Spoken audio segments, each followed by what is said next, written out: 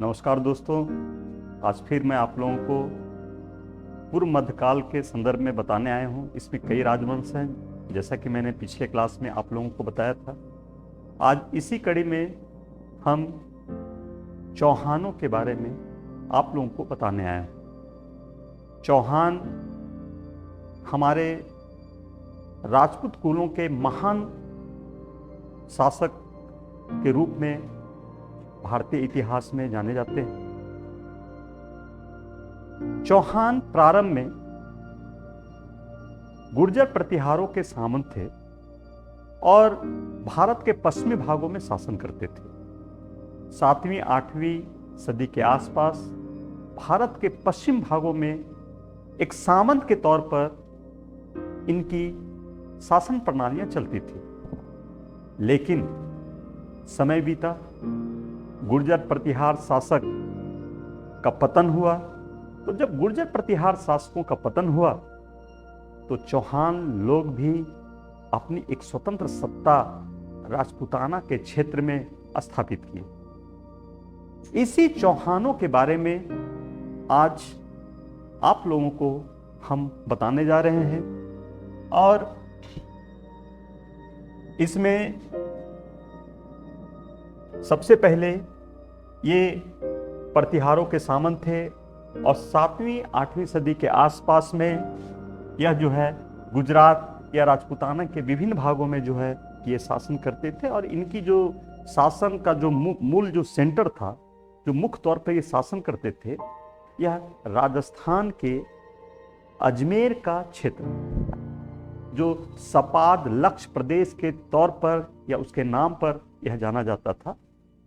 जो इनकी जो राजधानी थी, आज सकाम्बरी अर्थात वही अजमेर का क्षेत्र जो था, उस क्षेत्र पर इनका जो है वह केंद्र बिंदु था। अगर हम मैप में अगर हम देखें तो मैप में अगर आप देख रहे होंगे, ये इंडिया का हम एक सांकेतिक हम बना रहे हैं। यहाँ पे दिल्ली है और यहाँ पर आप जाएंगे तो जयपुर है। जयपुर से जब हम इस सेक्टर में जब जाते हैं तो यहीं पर जो है कि आपका अजमेर है।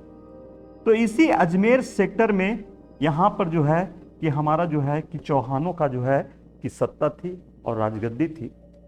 इस चौहानों के राजवंशों में अगर हम देखें तो जो प्रारंभिक जो शासकों का जो दौर जो सामने आता है, उसमें जो है कि एक दुर्लभ राज जो है कि एक हमारे जो है कि महत्वपूर्ण शासक हैं।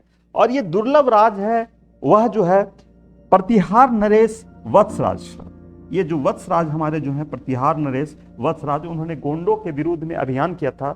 उस गोंडों के विरुद्ध के अभियान में जो है कि दुर्लभ राज जो है कि उन्हें एक समर्थन दिया था, सहयोग किया था, उनके सैनिक अभियानों में भाग लिया था। इस दृष्टिकोण से जो है कि दुर्लभ राज की जो है इतिहास में एक अपना महत्व है। उसके बाद जो है कि अगला जो महत्वपूर्ण शासक जो हुए 12वीं सदी के आसपास में, वो अजय राज हुए। और आधुनिक जो अजमेर, जो आज भी बहुत प्रसिद्ध है, आज अजमेर का क्षेत्र जहाँ पर सांभर झील है, उस शहर की जो स्थापना किया वह अजय राज ने किया। और इसी अजय राज के नाम पर जो है अजमेर शहर का नामकरण जो है कि किया जाता है। और अगला शासक अजय राज के बाद जो है जो बहुत महत्वपूर्ण है, वह है आपका जो है विग्रह राज विशाल देव चतुर्थ। ये हमारे जो हैं कि ये महत्वपूर्ण शासक हमारे होते हैं। और यह शासक जो है कि एक कवि भी था और एक साहित्यकार भी था। इसके कई अभिलेख भी हमें प्राप्त होते हैं। उसमें से एक अभिलेख है बिजोलिया शिलालेख, जो जिससे हमें पता चलता है कि इसने तोमार शासक जो दिल्ली के आसपास में शासन करते थे और गढ़वाल शासक जो जिसके फैमिली से जयचंद था, उनके पूर्वजों को इन्होंने पराजित किया था। तो तोमरों को और गढ़वालों को पराजित करने में ये जो है कि सफलता प्राप्त किए थे।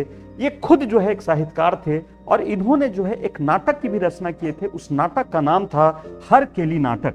ये नाटक बहुत प्रसिद्ध है और इस नाटक के कुछ अंश जो हैं वह अजमेर में अवस्थित 2.5 दिन के झोपड़ा नामक मस्जिद में उत्कीर्ण है। आपको ज्ञात होगा कि जब मुस्लिमों का शासन दिल्ली पर स्थापित हुई, अर्थात कहने का मतलब है कि दिल्ली सल्तनत जब स्थापित हुआ 1206 ईस्वी में कुतुबुद्दीन ऐबक, और उसके बाद इल्तुतमिश और क्रम से फिर आप जाएं तो कई शासक उसमें आपके हुए। तो जब मुस्लिम शासक जब हिंदुस्तान में शासन करने लगे तो उन्हें एक बहुत ही आवश्यकता थी यहां पर इबादत करने की जगह को ढूंढना। तो वो इतना स्पीड में कोई नए मस्जिद की स्थापना नहीं कर सकते थे, तो वो करते क्या थे कि जो हिंदुओं का जो कुछ मंदिर था या कुछ स्ट्रक्चर था उसके ऊपरी ढांचे को गिरा करके और उसके ऊपरी ढांचे में इस्लामिक स्थापत्य को बना करके उसे ही अपनी इबादत के लिए मस्जिदों का उन्होंने निर्माण किया। और कुतुबुद्दीन ऐबक के काल में 2 स्थापत्य ऐसे निर्माण हुए, जैसे आपका दिल्ली में कुव्वतुल इस्लाम मस्जिद, जो माना जाता है कि कभी वो जैन था, कभी वो जो है कि हिंदू धर्म से भी संबंधित जो है कि आपके कभी मठ हो रहे होंगे। और इसी तरह का जो है कि 2.5 दिन का झोपड़ा जो है कि वह एक संस्कृत महाविद्यालय था, जिसके ढांचों को गिरा करके जो है कुतुबुद्दीन ऐबक ने उसे 2.5 दिन के झोपड़ा नामक जो है मस्जिद में कन्वर्ट कर दिया।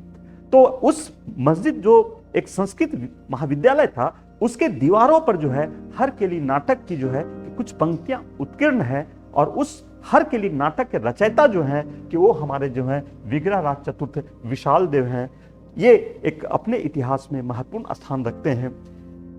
ये इतने महत्वपूर्ण व्यक्ति थे कि इनके सम्मान में जो है कि आपके ललित विग्रहराज नाम का एक जो है कि एक नाटक ग्रंथ भी सोमदेव के द्वारा जो है कि लिखा गया है। हमारा जो है कि इतने जो है कि प्रसिद्ध रहे ललित विग्रहराज। ललित जो बताता है कि ललित कलाओं में वो जो है वो निपुण है, मतलब है कि वो अन्य अपने राजपाट के अलावा भी जो है कि वो कई चीजों में जो है वो सिद्धस्थ व्यक्ति है, वह लेखक है, वह एक सम्मानित व्यक्ति है, एक सम्मानित योद्धा है, सम्मानित प्रशासक है। इस दृष्टिकोण से उन्हीं के सम्मान में ललित विग्रहराज नाम से उनकी किताब लिखी गई। अगला जो बहुत महत्वपूर्ण और सबसे महानतम शासक जो हमारे जो हुए चौहानों के, उसमें से नाम आता है आपके पृथ्वीराज चौहान तृतीय, जिनका कालखंड जो है 1179 ईस्वी से लेकर के 1192 ईस्वी हुआ।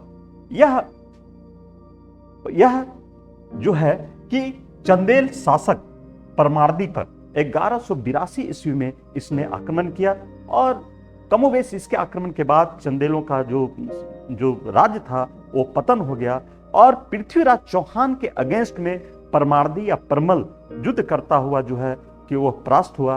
और 2 बहुत महान योद्धा जो हैं कि इस युद्ध में शामिल हुए, जिनका नाम था अल्लाह और उदल। और अल्लाह और उदल भी वीर गति को प्राप्त हुए, और आज भी अल्लाह और उदल के नाम से जो है कई प्रकार के जो है कि कविताएं जो है और वीर रस से ओतप्रोत कई गीत जो है कि आज भी राजस्थान में गाया जाता है, और ऐसे मर्मिक तरीके से गाया जाता है कि कोई भी व्यक्ति उसे ध्यान से सुन ले तो उनके आंखों से बरबस ही आंसू भी निकल जाते हैं। तो ये हमारे चंदेल शासकों पर जो है कि 1182 ईस्वी में इसने जो है कि आक्रमण किया। और इनके जो राजकवि हैं वो राजकवि चंद्रबरदाई हैं, जिन्होंने पृथ्वीराज रासो नामक जो है कि ग्रंथ की रचना किए, और इस ग्रंथ के माध्यम से पृथ्वीराज चौहान के वीरता और उनकी उपलब्धियों के बारे में हमें बहुत सारी जानकारियां हमें प्राप्त होती है। इसी के काल में जो है कि तराइन का जो है कि हमारा प्रथम युद्ध हमारा हुआ। तराइन का प्रथम युद्ध आप जानते हैं कि जब हमारा जो है कि अजमेर के सेक्टर पर और उसके आसपास में जब हमारा जो है चौहान जब शासन कर रहा था, ठीक उसी समय जो है कि हमारा जो है कि गजनी का हमारा एक शासक जो है मोहम्मद गौरी, वह भारत पर अपने विजय अभियान को लेकर के वह जो है वह प्रयत्नशील था। वह शुरुआती तौर पर जो है कि भारत में राजस्थान के मरुभूमि से वह जो है प्रवेश करने का कोशिश किया, लेकिन आपके गुजरात के अहिनवाल के चालुक शासक भीम ने उसे जो है कि पराजित किया, और वह वापस आया। और वह इस बात को समझ गया कि अगर हिंदुस्तान के आंतरिक भागों में अगर हमें विजय को प्राप्त करना है तो हमें जो है कि लाहौर इत्यादि का जो क्षेत्र है, जो भारत के पश्चिमोत्तर क्षेत्र है, उस क्षेत्र पर जो है कि अपनी स्थिति को मजबूती प्रदान करना पड़ेगा। मतलब ये क्षेत्र पर अपनी मजबूती प्रदान करना पड़ेगा। और 1190 ईस्वी तक जो है मोहम्मद गौरी इन क्षेत्रों पर अपनी मजबूती जो है कि वह बनाता रहा, और अंतोगत्वा 1191 ईस्वी में जो है तराइन का प्रथम युद्ध हुआ। और इस तराइन के प्रथम युद्ध में जो है कि मोहम्मद गौरी पृथ्वीराज चौहान तृतीय के हाथों पराजित हुआ और वहां से भाग खड़ा हुआ। पृथ्वीराज तृतीय चौहान को इस बात की आवश्यकता थी कि वह मोहम्मद गौरी को दूर तक उसे खदेड़ करके उसे पराजित करता, भगाता और इतना उसे विवश करता कि वह दोबारा भारत पर आक्रमण करने का कोशिश नहीं करता, नजर उठाने की कोशिश नहीं करता। ये उसकी कमी थी। लेकिन शीघ्र ही मोहम्मद गौरी संभल गया और 1192 ईस्वी में पूरे पुरजोर तरीके से तराइन का द्वितीय युद्ध किया और इस तराइन के द्वितीय युद्ध में पृथ्वीराज चौहान पराजित हुआ। सरस्वती नदी के किनारे उसे पकड़ लिया गया और उसे मौत के घाट उतार दिया गया। यद्यपि इतिहासकारों में इसके संदर्भ में कई बातें आती हैं। कुछ लोगों का कहना है कि कुछ समय तक मोहम्मद गौरी के अधीन अजमेर से पृथ्वीराज चौहान तृतीय शासन करता रहा।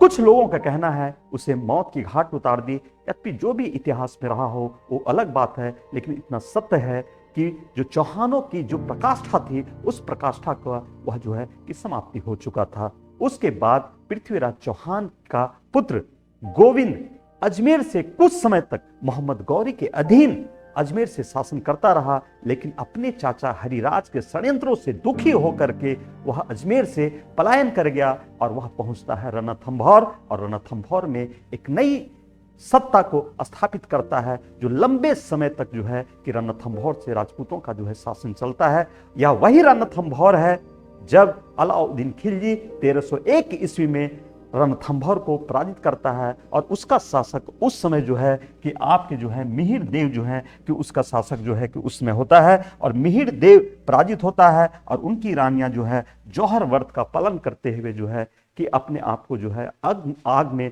अपने आप को दफन कर देती है।